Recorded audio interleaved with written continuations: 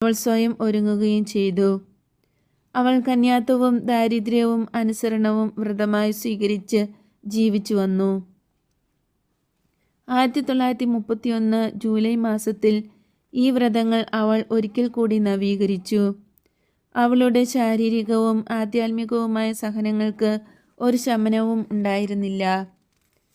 1933 ജനുവരി 4-ാം തീയതിയാണ് മരിയ വളരെ പ്രയാസപ്പെട്ടതാണെങ്കിലും വീട്ടിൽ നിന്ന് അവസാനമായി പുറത്തിറങ്ങിയത്. 1934 ഏപ്രിൽ 1 മുതൽ അവൾക്ക് കട്ടിലിൽ നിന്ന് എഴുന്നേൽക്കുവാൻ കഴിഞ്ഞില്ല. സുദീർഘവും വേദന ഒന്നിനൊന്ന് കൂടിക്കൊണ്ടിരുന്നതുമായ രോഗത്തിൻ്റെ സ്നേഹപാരവശ്യത്തിൻ്റെ ആരംഭമായിരുന്നു അത്. അവൾ ദൈവത്തിൻ്റെ കരങ്ങളിൽ അവിടുത്തെ ഒരു ഉപകരണമായി തീർന്നു. സഹനത്തിലൂടെ സ്നേഹത്തിലൂടെ പരിഹാരം ചെയ്യുക